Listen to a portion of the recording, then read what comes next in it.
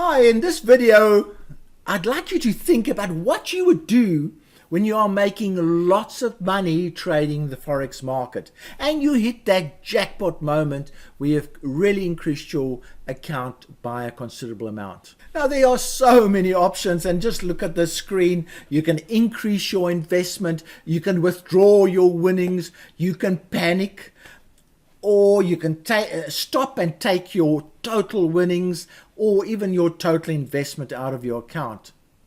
Or you could simply stick to your plan. And sticking to your plan is an important thing, because I've mentioned this in a previous video, that you do have to have a plan that caters for all kinds of eventualities.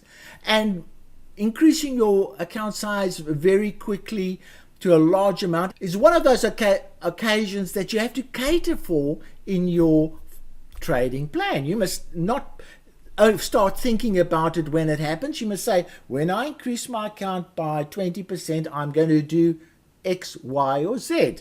And X, Y, or Z could be a whole lot of things here. So think about it. What would you do if your account increased tremendously and you struck a jackpot with your Forex trading? So what prompted this video was a posting in our forum by DeVito1, which is actually Ron DeVito. He's a fantastic trader. He trades in the US, so he uses US accounts and things like that, and he also uses US offshore accounts. He's an expert in that particular area, and he's written some fantastic articles in our forum for US traders. He's also done a whole lot of videos. He's got his own YouTube channel, so he's quite a dynamic Forex trader. And as you can see, he has done 270 posts in this forum alone there, and he actually posts a lot more in our paid forum. So he's quite an active guy. I'm very happy that he supports expert Forex to the extent that he does. So he says here, I'm operating the GTM, which is the grid trend multiplier, plug and play, which the plug and play versions are designed for beginners or very busy traders. So they are uncomplicated. They are really simple. There's only 3 settings that you need to worry about. On the Euro franc, fantastic currency for this particular EA because it goes sideways, and he's trading it on an aggressive setting. So when you use the plug and play, you can go aggressive, balanced, or conservative, and he's trading the aggressive one, and he's using a 10,000k live account on that particular broker, and he's also running conservative settings on another 10,000 live account on FX Choice. So he's quite an active trader, and isn't it interesting that a trader at this level is using the plug and play setting? But let's just move on and see what he says. So he says he's going to be, his plan is withdraw the money. There's no question about it. He's going to be withdrawing his gains. His main concern actually is, what do I do after I've withdrawn my gains? Do I start the grid over? Do I close part of it? What do I do? So the main question for me is, should I close the grid and restart it, or just leave it to run? Now, he's asking that basically from me, and he's hoping that I would say to him, close the grid or let it run.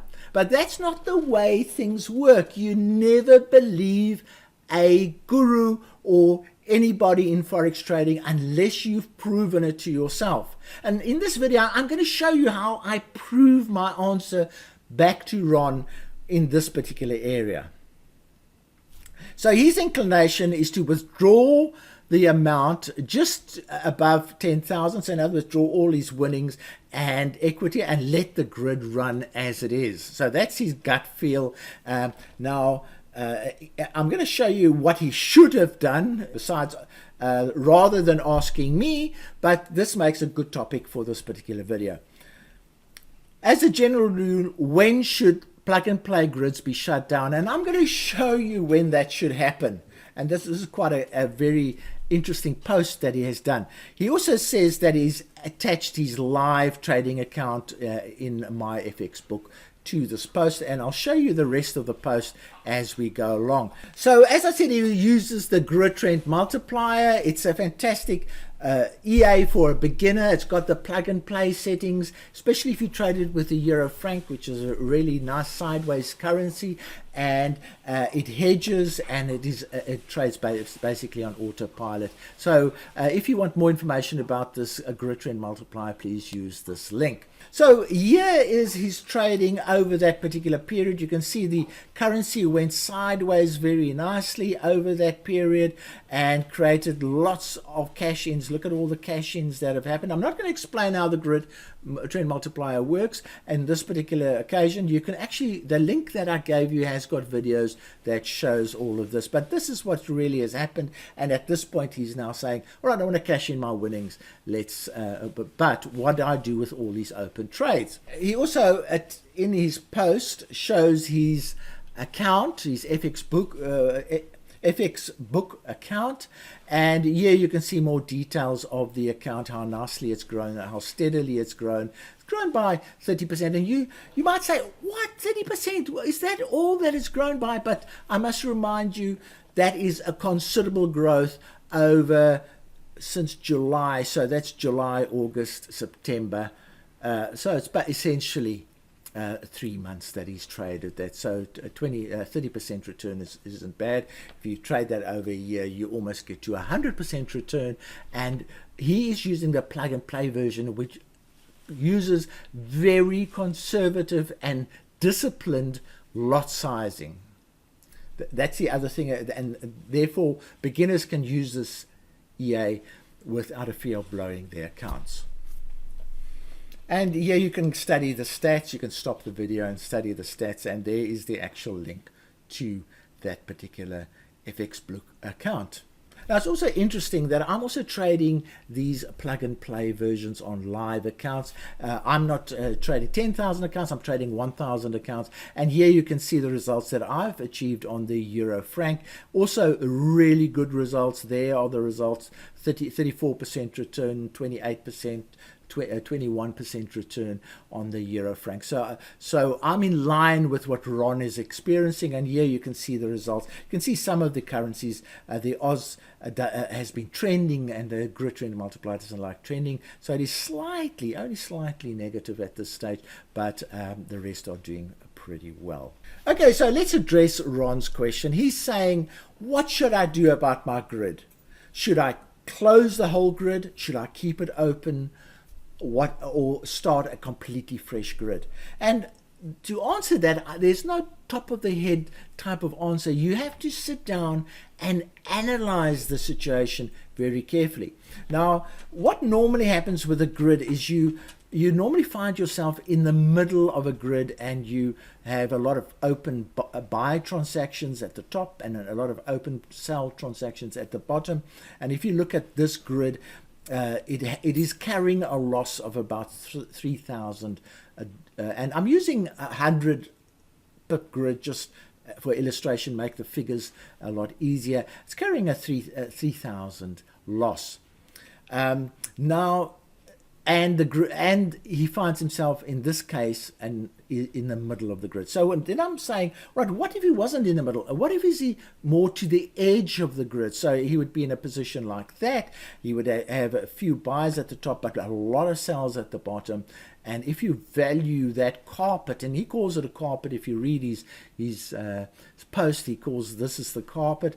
And I'm saying, okay, so he's more to the edge of the grid. In this case, he's carrying a loss of 3,900. And then the other alternative that he's asked for is, should he start from scratch? So I'm saying, okay, there's the third option. You can start from scratch. So what we're going to do now is analyze what happens if the price action changes.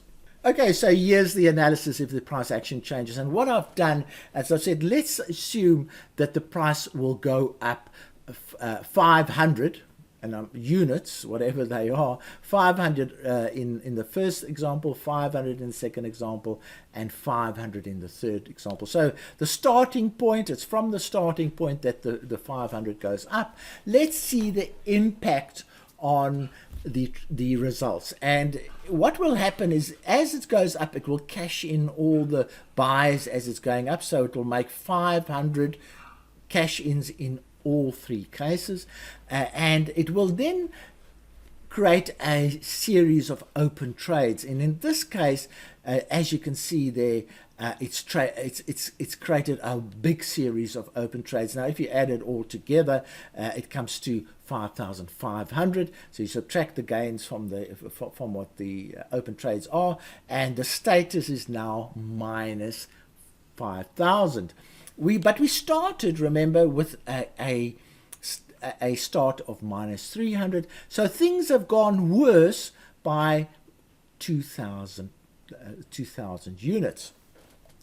Now, in the other case, we had a grid where the trader found himself more to the edge of the grid, and we accelerated the price action for another 500 there, and suddenly all of these cells went negative, and if you add up all of these cells, you get to 9,200.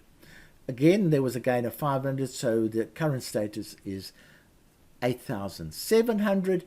The starting point, per the previous slide, was 3,900, and therefore this option actually got worse by 4,800. So it is by far the worst option. This is the second worst. But then let's have a look at the situation if Ron had started from scratch. So there we are, there's the 0, and he goes up by 500. He cashes in 500, but you have to add up all the open trades. It's 1,500 that he's got in his open trades, and he has therefore got a status of minus 1,000. And he started with 0 because it was a fresh grid, so his status is now minus 1,000.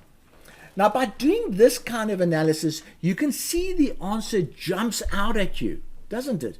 It basically says, if you're in the middle of the grid, your situation will decrease more than if you started from scratch and started a brand new grid. That's the in a nutshell what the answer is. The other thing is that if you are at the edge of a grid, you are in fact in a dangerous position, because if the price starts moving off your blanket or your carpet, as it were, the losses will just increase exponentially, and you will increase your losses tremendously. So again, in both these cases, the answer is close your grid and take your money and run and start all over again. Now, Ron, I hope this has answered your question that you asked. So here's the question. The main question is, should I close the grid, restart it, or just leave it to run? And none of my brokers, now this is actually quite important, because a lot of brokers will not allow you to withdraw money if you have open trades. Now, in this case, he's saying I don't have that kind of problem. I can withdraw to my heart's content. Looking at the grid, I see a nice carpet. That's the carpet of open trades up and below and above the open trade. And as you can see, I've not increased the lot size per the higher equity. So he's sticking to the plug and play settings very well, and that's what I like about the plug and play settings. They're conservative, but they do give you nice gains if you catch them nicely. So so he's stuck to that, and again he's sticking to a plan. He has decided to withdraw, but he hasn't done that final little push to say, what decision should I make at that particular point? And I've basically done his homework for him. But this is what you can do to resolve any of your Forex trading questions. Take it by the bull by its horns and do the analysis work. Don't ever believe an instructor or a teacher or a guru that's going to give you a quick answer. You need to prove that answer for yourself, personally experience it. If you've done this like I did it, then you will know and you won't have to ask anybody. Now, I hope you've enjoyed this video. As normal, the links in this video will be in the description and commentary of the video. If you have any further comments or remarks about what you would do if you're making a lot of money, and would you follow this approach? Do you think he's cashing in too soon? Do you think he's cashing in too late? And do you agree with the conclusions that we've reached for the grid trend multiplier? Please add them to the comments in the video below. So from me, Alex Deploy, cheerio.